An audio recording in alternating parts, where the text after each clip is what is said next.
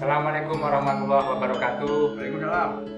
Teman-teman, kita ketemu lagi di channel favorit kita, Jagung Kayun. Oke. Bagus sih. Ya, itu. Jagung kali itu apa? Ya, kalau ditanyakan artinya, jagung itu ya jagung, ngobrol, kongko. Kayun itu artinya hidup. Oke. Jadi jagongan yang membahas masalah-masalah di sekitar kita, masalah-masalah kehidupan. Namanya seperti itu ya, mirip-mirip produk makanan. Ya, memang pernah ada. Oke. Nanti kapan-kapan kita share di sini ya. Betul. Ya, kudune lah. Oh iya. Kudune ngono, yo. Nanti Nah, kapan-kapan. kalau tadi kan kita membahas masalah hidup, tapi bisa juga berarti bahwa jagung kayun itu dengan jagongan kita tetap hidup. Karena di mana lagi kita mendapatkan kemewahan berbicara kalau di jagongan gini. Betul. Kalau itu angel. Ya, jadi perlu diperkenalkan, saya Rio dan ini teman saya. Dian. Oke. Jadi kali ini kita akan membahas satu persoalan yang nampaknya sangat aktual tentang bagaimana Kia tetap sehat di tengah carut marutnya persoalan tetap bisa bertahan di arus serangan virus yang bersifat global ini. Ya, secara sederhana bisa kita sebutkan bahwa tema kita kali ini adalah bertahan sehat di era yang sekarang. Bertahan sehat di era yang sekarang. Betul. Jadi antara paduan bertahan sehat dan sekaratnya itu ya Pak. Ya, ada 3 variabel kan berarti di sini. Ya wis pas banget. Ya. Jadi saya pikir pada masa memasuki hampir tahun kedua pandemi ini yang betapapun harus diakui telah kita lewati. Alhamdulillah berhasil kita lewati. Kita adalah orang-orang yang sukses tersaring melewati 1 tahun pandemi itu. Kita bukan hanya dituntut untuk bisa bertahan, tapi sehat. Artinya kita harus tetap optimal dalam hal output, dalam hal produktivitas di tengah dunia yang nampaknya tidak mendukung upaya kita untuk tetap sehat itu tadi. Iya sih, memang gimana ya kalau masalah untuk sehat itu kan perasaan semua tuh sudah ingin sehat tuh semua ingin sehat.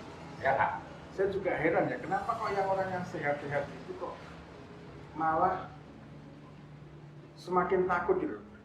Jadi gini, ada salah satu fenomena yang menarik di masa pandemi 2020 ini, terutama 2020 masuk ke 2021 itu adalah semakin orang merasa dirinya itu sudah melakukan tanda kutip protokol kesehatan, malah dirinya semakin takut kalau nanti terserang penyakit yang seperti itu, penyakit COVID gitu. Padahal kan ya kita tahu sendiri bahwa COVID itu kan menyerang katanya karena saya juga belum tahu juga. Jadi biar teman-teman yang jangan lupa klik like dan subscribe. Oke. Ya itu buat pendukung aja. Soalnya nggak di subscribe terus mau apa? Ya. Jelas apa? Setidaknya channel ini akan berhenti. Iya benar. Jadi partisipasi Anda, dukungan Anda, teman-teman, ya. Oke, lanjut tadi Mas. Oke, silakan. Padahal orang sudah melakukan namanya motor Jangan, itu memang hidup itu seperti itu. Ngono kuwi. Jadi mungkin dia nggak masuk menunggu kita enggak. Nah, ya jangan ngurung lewat tadi bising. Itulah namanya irisan-irisan dalam kehidupan. Wow. Oke. Terus apa lanjut lagi tadi masalah orang-orang sehat tadi, Mas. Semakin orang sudah berkelakuan sehat, itu malah semakin dia tanda kutip agak ketakutan.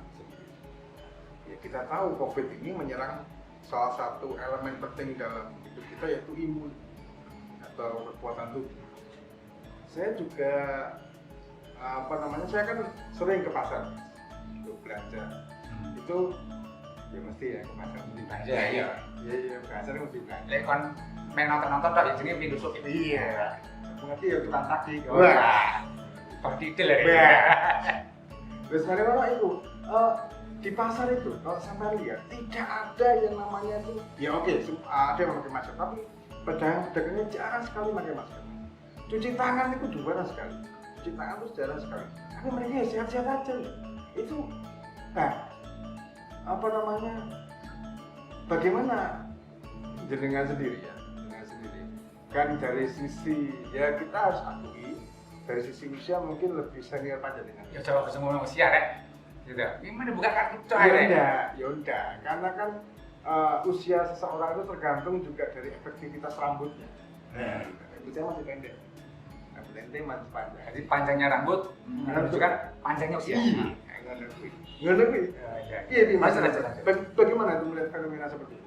Ya kalau itu saya pikir sederhana saja ya. Jadi pengetahuan kita itu jangan berbanding lurus dengan kesadaran kita. Semakin kita tahu banyak sesuatu hal, kita semakin tahu juga tentang risiko-risikonya, kemungkinan-kemungkinannya. Kalau kita tidak tahu apa-apa, justru kita nggak akan peduli karena memang kita nggak tahu kok. Jadi semakin kita tahu katakanlah tentang kesehatan. Kalau kita nggak rajin cuci tangan, maka kita akan rawan terkena infeksi. Itu yang sederhana. Kalau kita nggak tahu itu, cuci tangan, nggak cuci tangan, bapak nol. Jadi itu justru malah membentuk imun dengan sendirinya. Bawah sadar kita membentuk imun karena kita tidak tahu fungsi dan risikonya perihal cuci tangan. Iya. Itu. Saya pikir secara sederhana seperti itu. Berarti intinya di kesadaran. Ya, pengetahuan dan kesadaran. Pengetahuan dan kesadaran. Jadi orang, berarti kalau seumpamanya ada orang yang disuruh mengikuti protokol kesehatan, tapi tanda kutip dia belum berpengetahuan dan belum berkesadaran, apakah itu bisa nanti terkena, ya moga-moga enggak ya teman-teman nanti di rumah, nanti bisa terkena efek itu? Kalau namanya kemungkinan, saya pikir virus ini tidak mengenal golongan, tidak mengenal suku bangsa atau jenis kelamin. Dia bisa menyerang siapa saja, namanya kemungkinan.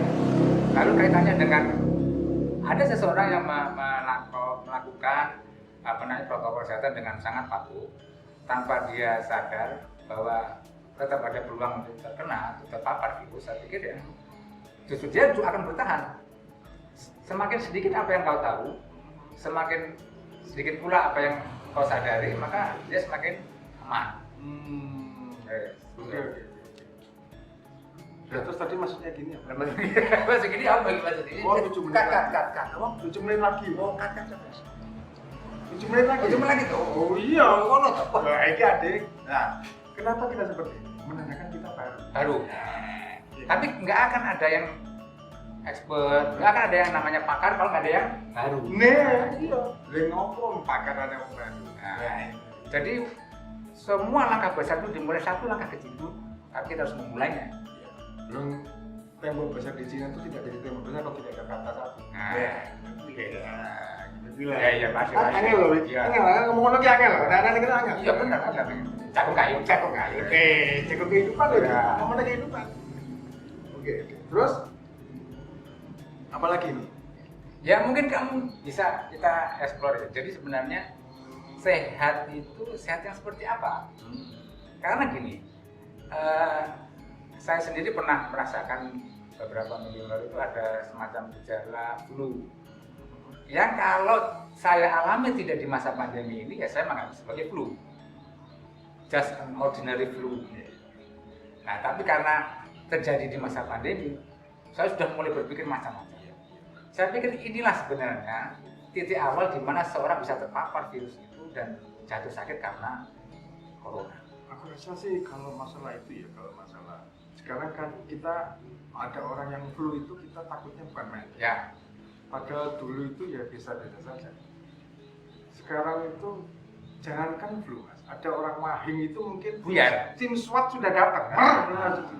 Nah itu berarti sebetulnya virus ini juga bisa dikatakan manut persepsi kita. Jadi kalau kita merasa ketakutan nanti dia datang gitu. Seperti prasangka ya prasangka kita. Jadi kalau kita ngerasa nanti flu COVID itu akan datang, maka dia memang benar-benar akan datang. Sebenarnya kalau kayak virus itu sendiri itu kan, aku rasa sih mungkin sejak dulu itu mungkin COVID sudah ada di dengan berbagai macam variannya ya. variannya. Cuma tergantung bagaimana ketahanan tubuh kita. Jadi aku rasa sih apapun itu ya kembali lagi mas, biar kita dihadapkan dalam namanya kahanan ya. mau tidak mau kita dihadapkan sama kahanan. Sak gaya-gayanya adil, tetap namanya kahanan itu tetap menghampiri kita. Nah, terus ya bagaimana kita harus menerima kahanan yang seperti ini dengan cara ya tetap lakukan yang terbaik, ya kan? Ojo gaya, tidak usah pakai masker, berita kena COVID, jangan seperti itu juga. Jangan seperti itu juga. Ingat, mungkin kamu nggak kena ya mungkin saat ini ya kan, saat ini belum tentu nanti ke depannya loh. Ya. Namanya juga waktu fluktuatif. Gimana Mas Adi? Ya, saya pikir tetap ada keyakinan saya bahwa satu ide yang tertinggi itu adalah proporsi yang tepat. Jadi proporsi yang tepat itu antara bagaimana kita melakukan protokol kesehatan, tetap menjaga daya juang daya hidup, namun jangan pernah sedikit pun kita mengabaikan. Karena namanya virus, dari sedikit tentang virologi. Virus itu sebenarnya berkeliaran bebas di alam semesta ini dan bahkan ada di dalam tubuh kita. Dan dia akan aktif menjadi sebuah agen patologis yang bisa kontraproduktif dengan tubuh kita ketika tubuh kita lemah. Itu satu. Terus yang kedua, jangan juga abaikan adanya namanya second infection. Jadi infeksi sekunder yang biasanya menjadi penyerta setelah terjadinya infeksi virus. Nah, ini akan lebih sulit karena infeksi bakteri itu sama sekali tidak terkait dengan kondisi tubuh. Meskipun kondisi tubuh kita sehat, ketika bakteri sudah berkembang dan menggerogoti salah satu atau beberapa macam organ kita, habis kita. Berarti malah yang lebih baik itu second infection itu. Makanya dalam penanganan corona ini sering kita lihat bahwa beberapa dokter itu meresepkan antibiotik tertentu. Contohnya azitromycin. Ya, dan sebagainya. Nah, tapi sebenarnya itu memang diharapkan virus itu kita eradikasi dengan cara memperbaiki imun tubuh kita, sambil dokter itu mencegah adanya infeksi sekunder yang disebabkan oleh bakteri. Jadi malah ini Mas, sebetulnya malah lebih kalau tadi sama bercerita tadi ya lebih bahaya yang second infection tadi kalau berarti gini. Yang sepengetahuan saya itu kan virus ini juga dia bisa berdiri sendiri karena ada penunjang sakit yang terdahulu biasanya. Ya, komorbid. Ya, gitu namanya. Penyakit penyerta. Betul. Seumpama kita sudah penyakit awal, itu nanti COVID akan lebih nyaman di sini. Ya, penyakit awal itu kan yang tadi Mas Yo bilang itu kan entah karena apa ya, dia bakteri itu juga mungkin apa berpengaruh. Maksudnya harus kita jaga itu malah sebetulnya second infection tadi, bagaimana? Ya enggak juga, namanya juga sekunder kan. Sekunder kan terjadi setelah primer. Maka tetap ya harus berjalan beriringan.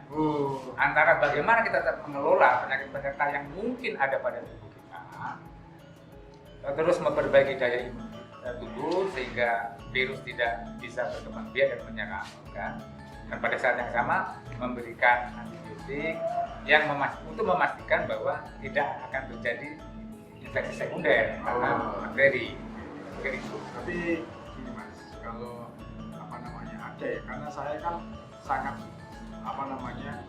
ya ini nggak apa-apa kan di sini kan kita buka ya. Nggak apa-apa. Langsung jago kayut. Ya.